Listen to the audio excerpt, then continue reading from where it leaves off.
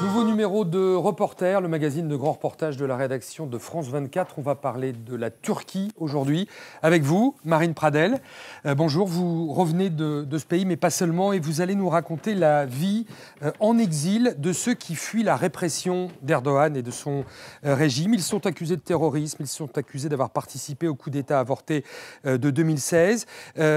Et vous les avez rencontrés à l'issue de 7 mois d'enquête, aussi bien en Turquie qu'en Grèce, qu'en France, qu'en Allemagne. Comment avez-vous réussi à obtenir ces témoignages alors même qu'ils sont menacés par les services secrets turcs ? Alors certains des contacts nécessaires pour rapprocher les personnages que vous voyez dans le reportage, notamment je pense aux gulenistes que vous allez voir dans le reportage, sont des contacts qui ont été noués même avant le coup d'État. Quand on a commencé cette enquête, ils s'étaient réfugiés en Grèce, où là ils nous séparent de menaces, de filatures, ils avaient extrêmement peur. Et puis quand on est allé tourner finalement le reportage, ils avaient fui en Allemagne. On pensait les trouver plus sereins, en fait il n'en était rien, on les voyait en permanence regarder par-dessus leur épaule. Alors même qu'ils sont dans un Alors pays même européen. qu'ils sont en Allemagne, et c'est d'ailleurs pour cela que vous verrez dans le reportage assez peu de plans extérieurs, puisque à chaque fois, il ne fallait pas filmer ni le bâtiment, ni la rue, ni même le quartier dans lequel vivent ces exilés. Alors ces exilés, on va les écouter, on va les entendre, on va écouter leurs craintes. Turquie, traquée jusque dans l'exil, reportage de Marine Pradel. On se retrouve juste après pour aller plus en profondeur sur ce document.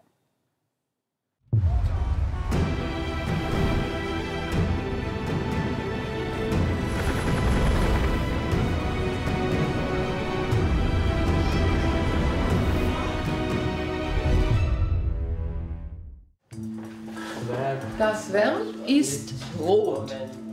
Wo steht das Verb im Satz? Wo? Un cours de langue pour demandeurs d'asile, dans une petite ville du centre de l'Allemagne. Tous les élèves viennent d'Afrique ou du sous-continent indien, tous, sauf un. Il y a 2 ans, Cevheri Güven vivait encore aux portes de l'Europe, à Istanbul. Je ne sais pas quand je vais pouvoir rentrer en Turquie. Il faut que je travaille, que je m'adapte. C'est pour ça que j'apprends l'allemand. Woher? Cevheri était rédacteur en chef du magazine Nokta, un hebdomadaire pro-mouvement Gülen, du nom de ce prédicateur accusé d'avoir fomenté le coup d'État raté de juillet 2016. Après l'échec du putsch, tous les membres de la confrérie sont devenus des cibles pour le pouvoir turc. Tous ceux qui sont liés au mouvement Gülen sont considérés comme des terroristes. Moi, en plus de mon soutien aux Kurdes, auquel Erdogan est aussi opposé, mes liens avec le mouvement Gülen sont devenus publics et je suis devenu un terroriste. Erdogan m'a directement menacé à la télévision avant que je sois arrêté. Le magazine franchit la ligne rouge en septembre 2015. Critiquant le bellicisme du président turc, il publie en une un photomontage d'Erdogan faisant un selfie devant le cercueil d'un soldat. Bu bir defa benim şahsıma, ilkelerime, inancıma, her şeyime saldırıdır. Ve bedelini de bunlar ödeyecekler. Le prix pour Cevheri, arrêté, il est condamné à 22 ans de prison. Le secret faisait partie de la culture de la confrérie Gülen. C'est devenu un mode de vie pour les partisans de l'imam en Europe. Cevheri est l'un des rares à témoigner à visage découvert. 22 hapis cezası aldım ben. Yardımcım hapiste. Erdoğan gitse de ne olacak yani bu ceza? Ben 15 yıl. 15 yıl. Ils ont entre 35 et 50 ans. Ils sont ingénieurs, universitaires, hommes d'affaires. Sympathisants ou soutiens de la confrérie Gülen, ils ont d'abord fui au plus proche, en Grèce ou dans les Balkans. Mais là-bas, ils l'assurent, le mythe, les services de renseignement turcs et les relais du parti au pouvoir, l'AKP, sont partout. Ils m'ont menacé de mort. Alors sans prévenir ma famille, pas même ma femme ni ma mère ou mon père, je suis parti en Serbie dès le lendemain. J'ai été accusé parce que j'ai aidé financièrement le mouvement Gülen. Ça fait 6 mois que je suis en Allemagne. Avant, je suis resté au Kosovo pendant 8 mois. Quand j'étais au Kosovo, la rumeur courait que les services secrets turcs menaient des opérations là-bas. Je ne me sentais pas en sécurité, donc je suis venu en Allemagne. Le Kosovo, le dernier traumatisme en date pour tous les opposants politiques turcs en exil. En mars dernier, 5 enseignants et un médecin turc liés au mouvement Gülen sont enlevés à Pristina par des agents du MIT, les services de renseignement turcs. Poussés dans un véhicule, ils sont emmenés à l'aéroport et embarqués à bord d'un avion privé affrété par les services turcs. À leur arrivée en Turquie, ils sont immédiatement emprisonnés. L'exécutif turc assure avoir ainsi réussi à ramener 80 gulenistes de 18 pays différents. Fin 2015, 2 mois après son arrestation, un juge ordonne la libération de Ceveri. 7 mois plus tard, c'est le coup d'État raté. Il fuit en Grèce clandestinement, par bateau. Mais là-bas, les gulenistes se disent surveillés, suivis, menacés. Alors en janvier 2018, il part direction l'Allemagne, caché dans un camion. Bonjour. Comment ça va? Je vais bien. Qu'est-ce que c'est derrière toi? On est en train de me filmer. Chaque jour, il prend des nouvelles de sa femme et de ses enfants restés en Grèce via une messagerie cryptée. J'ai parlé de façon informelle avec un responsable grec. Il m'a dit qu'il savait que les services secrets turcs opèrent ici. Il m'a dit, vous aussi faites attention.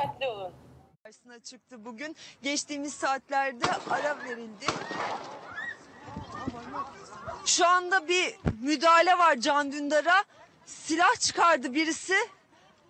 Vatan haini. L'homme qui vient de réchapper à une tentative d'assassinat est l'ancien rédacteur en chef du grand quotidien d'opposition Cumhuriyet. Depuis 2 ans, depuis son exil allemand, il est devenu l'opposant le plus célèbre à Erdogan. Un activisme qui le contraint à vivre caché. Vous n'avez pas de garde du corps ? Je ne révélerai pas ce genre d'informations. Je prends des mesures pour me protéger. Mais comme je vous ai dit, s'ils décident de le faire, on ne peut pas les en empêcher. La polarisation extrême de la communauté turque en Allemagne, miroir de la Turquie d'aujourd'hui, a vite eu fait de le rattraper jusque dans sa vie quotidienne. La plupart des chauffeurs de taxi sont des pro-Erdogan. Donc prendre un taxi, ça veut dire être confronté à une discussion avec le chauffeur de taxi, au minimum. C'est un problème. C'est pareil en prenant le métro. Donc comment aller quelque part sans prendre le taxi, le métro ou marcher dans la rue? Bien sûr, les services de renseignement turcs sont très actifs ici. Et il y a des fanatiques qui veulent passer pour des héros auprès du gouvernement. Donc il faut faire attention partout. Le gouvernement utilise les médias nationaux, largement acquis à sa cause, pour inciter à punir les opposants réfugiés à l'étranger. Même le gendre d'Erdogan, ministre de l'énergie, y va de son appel au meurtre. Gittiğiniz ülkelerde görüyorsunuzdur. Vallahi yerimizde olsam ben zor sarılırdım. Gördüğüm yerde boğazlarım. Pour exécuter ces menaces, Ankara sait pouvoir compter sur ses alliés.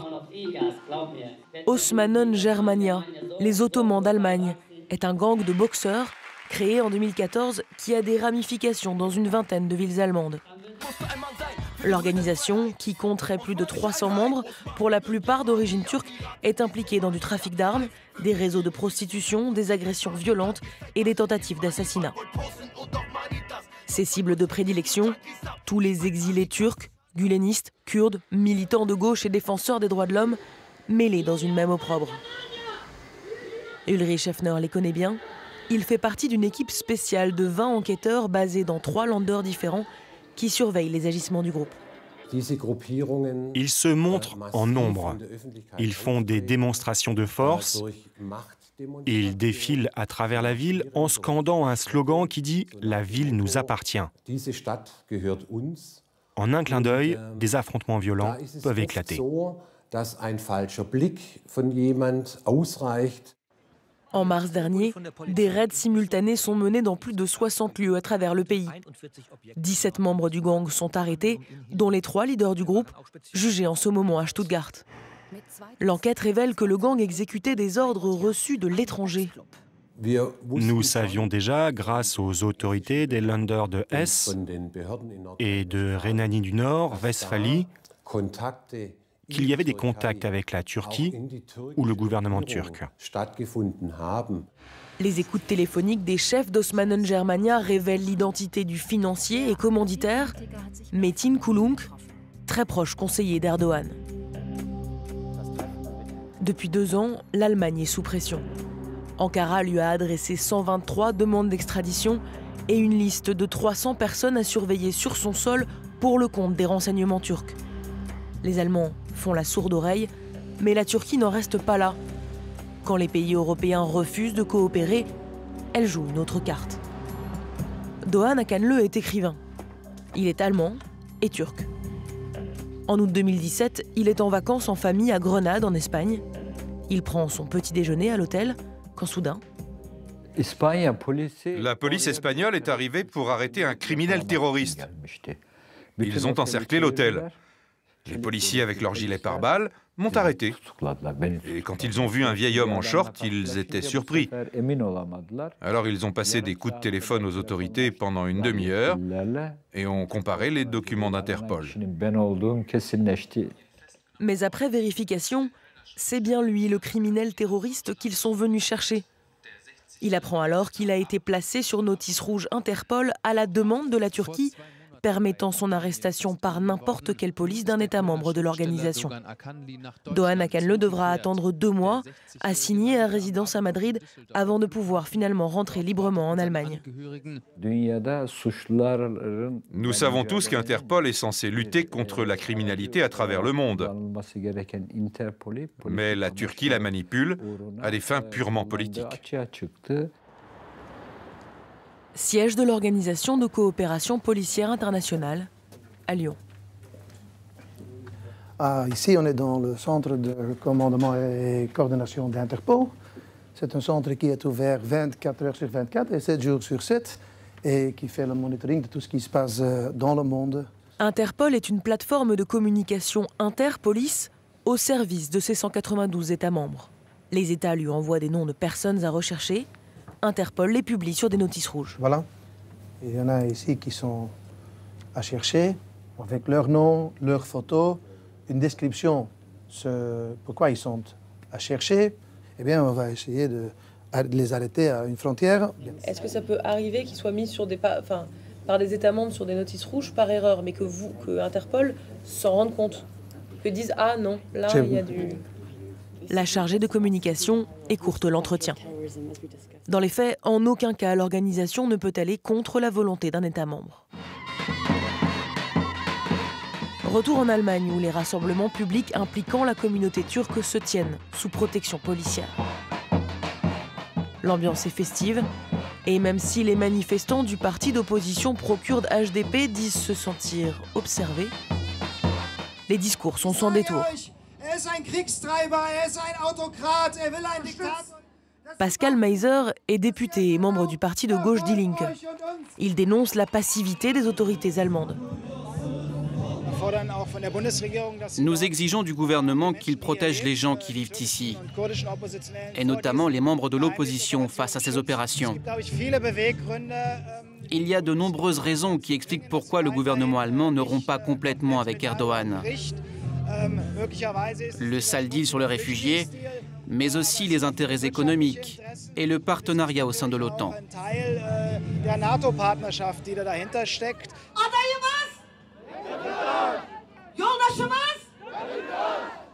Les manifestants veulent espérer une fin de règne de Recep Tayyip Erdogan, car beaucoup d'entre eux sont sous le coup de condamnations judiciaires. C'est le cas de Muzaffer Kaya, ancien candidat HDP aux législatives de 2015, qui encourt 3 ans et 9 mois de prison. Malheureusement, la justice est très dépendante du pouvoir politique aujourd'hui en Turquie. Si Erdogan perd le pouvoir, je pense que l'attitude des juges changera immédiatement. Donc j'ai espoir de retourner un jour en Turquie. Selon eux, seule une alternance politique pourrait desserrer les taux sur tous les secteurs de la société turque. Faute de quoi, ses opposants resteront condamnés à vivre en exil. Et on se retrouve en plateau avec Marine Pradel qui a réalisé cette enquête, 7 mois de travail. Quelle est la situation, Marine, de ces exilés turcs qui sont sur les listes d'Interpol? On les a vus. Alors la situation pour certains est presque un peu kafkaïenne. C'est le cas de Can Dündar, qui est un journaliste connu, qui a été nominé pour le prix Nobel de la paix en 2017. Il nous disait, quand on l'a rencontré, qu'il ne savait pas s'il pouvait voyager. Il est invité à une conférence dans une ville européenne. Il ne sait pas s'il peut voyager, prendre l'avion, se rendre à l'aéroport. Cette menace permanente qui flotte au-dessus de sa tête. Cette menace d'être arrêté par une police de n'importe quel État membre d'Interpol. Il ne sait pas s'il peut être arrêté dans un hôtel, dans un aéroport. Et donc, quand on lui a dit qu'on allait interviewer des gens d'Interpol, il nous a demandé s'il pouvait leur lancer une sorte d'appel que je vous propose de regarder. Je sais ce qu'ils font avec Interpol, mais je ne sais pas si je suis sur la liste ou non. Comment puis-je savoir si je suis la cible d'Interpol? Suis-je un criminel ou un journaliste? Et j'imagine qu'Interpol devrait décider s'ils doivent pourchasser des criminels ou, vous savez, des journalistes. C'est pourquoi nous voulons nous adresser à eux, car je ne suis pas le seul dans ce cas. Nous sommes des milliers. Alors théoriquement, il existe des critères chez Interpol pour évaluer la légitimité d'une requête émise par un État membre. Pour mettre quelqu'un sur une notice rouge, il faut que cette requête n'ait pas de fondement ni politique, ni religieux, ni ethnique, ni militaire. Ça, c'est dans la théorie. Dans la pratique, Interpol a le mandat que veulent bien lui donner ses États membres. Interpol est entièrement financé par ses États membres.